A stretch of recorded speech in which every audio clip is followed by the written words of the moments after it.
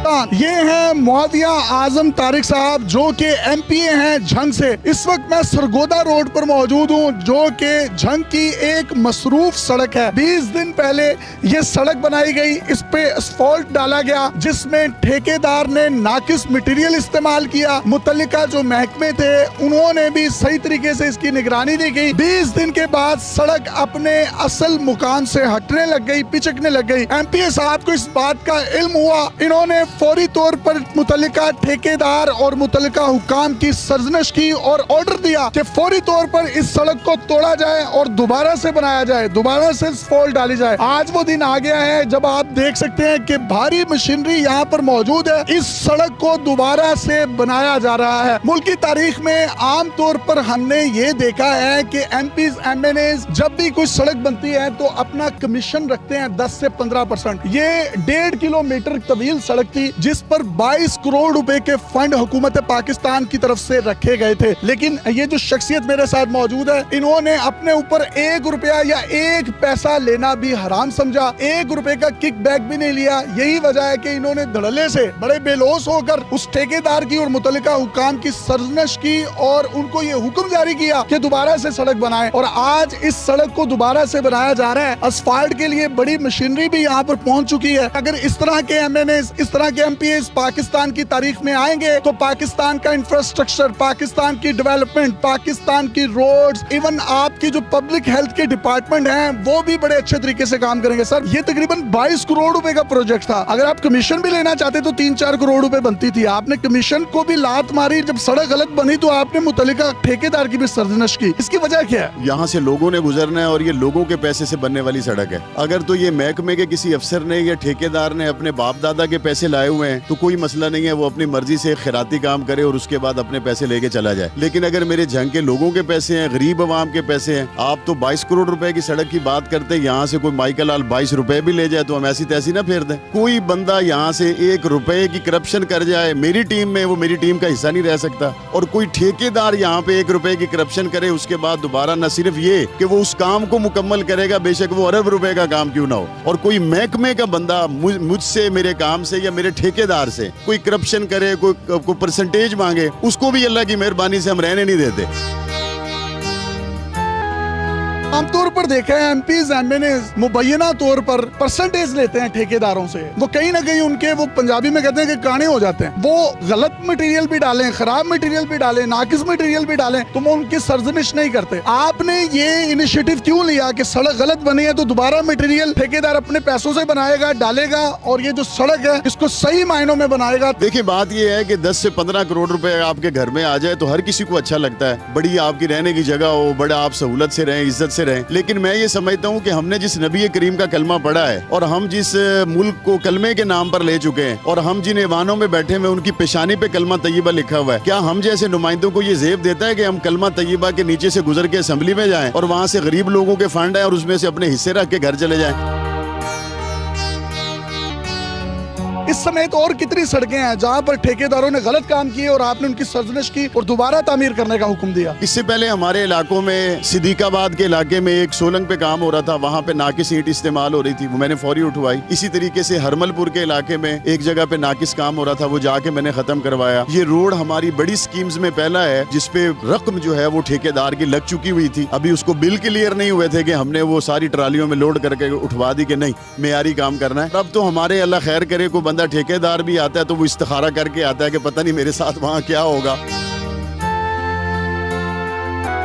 ये 3 मरले के एक छोटे से किराए के घर में रहते हैं। इनके वालिद साहब भी 7 दफा MPs और MNAs मजमूई तौर पर इसी हल्के से बने। ये वाहिद MPA हैं पाकिस्तान के जो नाइब खतीब भी हैं। लोगों के मसले मिसाइल जो हैं वो मसाजिद में सुनते हैं। उसकी रीजन ये है कि नबी करीम सल्लल्लाहु अलैहि वसल्लम भी फलाही काम होते थे, सियासत खिदमत का काम है, खिदमत का नाम है, उन तमाम के मामलात को भी मसाजिद में सुना करते थे। ये तो बड़ा जबरदस्त इनिशिएटिव है, लेकिन बदकिस्मती से हमारे जो दीनी रहनुमा भी हैं, रुफका शुरका भी हैं, उन्होंने मस्जिदों को नमाज की हद तक, एतकाफ की हद तक महदूद रखा, उसके बाद ताले लग जाते हैं। तो उनको कोई पैगाम देना चाहेंगे, क्योंकि आप दीन को भी रिप्रेजेंट करते हैं। मैंने तो मसाजिद के हवाले से ये तजवीज़ भी उस्मान बुज़दार को और PM इमरान खान को दी थी कि आप मसाजिद के जो हाल हैं उन्हीं को आप पनाहगाह के तौर पे इस्तेमाल करें ताकि लोग वहाँ पे आएँ। आप देखें कि हुजूर अलैहिस्सलाम को मिलने के लिए जब ईसाइयों के वफूद भी आते थे तो हुजूर अलैहिस्सलाम उनको मस्जिद नबवी में ठहराते थे। मसाजिद हमारे बुनियादी तौर पे कम्युनिटी सेंटर्स होते हैं। इनके घर की तरफ चलते हैं और आपको इनका घर भी दिखाते हैं, और इस MP का घर देखकर आप शायद हैरत के समंदर में मुब्तला हो जाएंगे कि इतना जबरदस्त लाइफस्टाइल है इसका। सर आइए, ये इस घर में रहते हैं। 3 मरले का छोटा सा घर है जो कि किराए का है, अपना इनका जाती भी नहीं है। इनके वालिद साहब इमाम मस्जिद थे। मस्जिद की इमामत की वजह से उनको एक रिहाइश के लिए जगह दी गई थी जो कि रेंट पर है और जिसका किराया ये आज भी पे करते हैं। इनके घर का जो पाइप है वो भी टूटा हुआ है। अगर मैं इनकी गलियों की बात करूं तो टूटी हुई गलियां हैं। इन्होंने वो तमाम गलियां जो इनकी गली से इर्द गिर्द की हैं, मोहल्ले से इर्द गिर्द की हैं, उनको प्रायोरिटी पर पहले बनवाना शुरू किया और अपनी गली की बारी बाद में आती है। अगर मैं घर की बात करूं तो एक शटर है, इस शटर को ऊपर उठाते हैं खुद ही और गाड़ी को अंदर लगा दिया जाता है, जिसके बिल्कुल साथ एक ऑफिस है और ऑफिस में सब लोग नीचे बैठते हैं, उनके मसले मसाइल सुनते हैं। ये सामने बिल्कुल इनके घर के मस्जिद है। ये पहले MP हैं जो नाइब खतीब भी हैं, मस्जिद में जुम्मा भी पढ़ाते हैं और इमामत भी करवाते हैं नमाजों की। मैंने अपनी जिंदगी में कम से कम ऐसा MPA या मैंने नहीं देखा जिसके घर का पाइप भी टूटा हो और पानी की लीकेज हो रही हो। वहाँ से पैसे कहीं छुपा के रखे हुए हैं, ये तर्ज जिंदगी है ये। आपने पहली मरतबा ऐसा MPA देखा है? मैंने अपने से पहले एक MPA भी ऐसा देखा हुआ है। उस MNA और MPA का नाम मौलाना आजम तारिक है जो मेरे वालिद साहब थे। उन्होंने न सिर्फ ये कि जेल में बैठ के इंतखाब जीत लिया बल्कि यहाँ हजारों लोग अपने मसाइल लेके आते थे। मैंने ये सब कुछ उनसे सीखा। ऊपर वाला घर भी आपका देख रहा हूँ जिसमें TR और गार्डर पड़े हुए हैं, बड़ा खस्ता हाल है। घर क्यों नहीं बनाया? वालिद साहब भी 7 दफा असम्बलियों में पहुंचे, आप खुद भी असम्बली में हैं। जितनी एक MNA या MPA की तनख्वाह होती है उससे अगर ऊपर वाला घर बनता होता, उससे अगर बड़े बड़े फार्म हाउस और हिरन और मोर और खूबसूरत एक जिंदगी का नक्शा कायम किया जा सकता होता तो मेरे वालिद साहब भी कर लेते, मैं भी कर लेता। मुझे तो उस तनख्वाह में ये सब कुछ बनता हुआ नजर नहीं आता। अगर किसी का बन जाता है तो वो मेरे साथ राब्ता जरूर करे ताकि मैं भी अपने लिए आसानियां पैदा कर। आपके अपने घर की और गली की जो सड़क है वो अभी तक खस्ता है, लेकिन इर्द गिर्द की आपने सड़कें सोलिंग करवा दी है, इसकी रीजन क्या है? सियासी नुमाइंदे का मतलब ये है कि आप उस कौम के खादिम होते हैं। खादिम अपना खूबसूरत गली मोहल्ला सब कुछ बना ले और बाकी लोग पीछे रह जाए। मैंने पहले काम शुरू करवाया मर्जीपुरा में, मुख्तलिफ इलाकों में, हरमलपुर में, लूले शाह में, हमने वहाँ काम शुरू करवाया। लेकिन मैंने मोहल्ले वालों को कहा पहले आपकी गलियां बनेगी, मैं आपको भी विजिट कराता हूँ, आखिर में मैं अपनी बनवाऊंगा अगर ग्रांट बच गई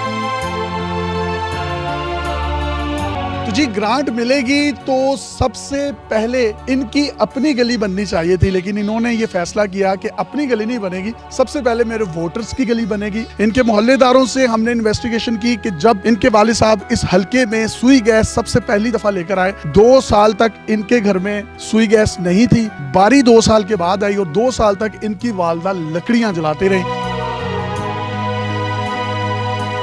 आपके वालिद साहब ने मस्जिद में सियासत की, 7 दफा उन्होंने यहाँ से इलेक्शन जीते, तो क्या करोड़ों रुपया उन्होंने लगाया या उनके पीछे कोई बड़े इन्वेस्टर्स थे? मिंबर और मेहराब की जिम्मेदारी भी अल्लाह ने हमें दी है। इन लोगों की सियासी जिम्मेदारी के लिए अल्लाह ताला ने हमें मौका दिया। हम यहाँ पे इलेक्शन पे करोड़ों रुपए लगाते नहीं है। मेरे 8 लाख रुपए लगे हैं मेरे इलेक्शन पे। इसलिए मैं ये समझता हूँ कि हमारे लोग हमसे जितनी मोहब्बत करते हैं हम ऐवान में पहुँच के फिर उनको भूलते भी नहीं।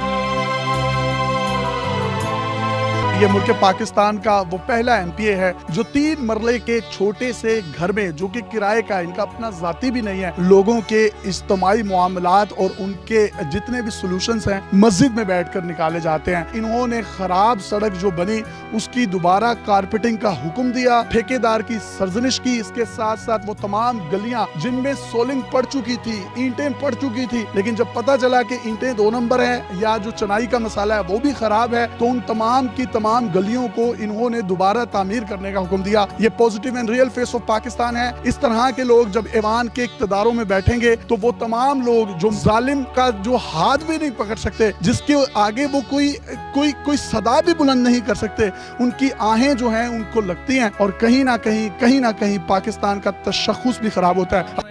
झंग के जवानों की सपोर्ट तेरे नाम है मुआविया आज़म, वोट तेरे नाम है मुआविया आज़म, वोट तेरे नाम है। जीवे जीवे जीवे जीवे मुआविया आज़म, जीवे जीवे जीवे जीवे मुआविया आज़म। मेरा मुआविया आज़म जरार है, जमात मुस्तफा का चौकीदार है, फख्र है हमारा वकार है, फख्र है हमारा वकार है, फख्र है हमारा वकार है। जीवे जीवे जीवे जीवे जीवे मौलिया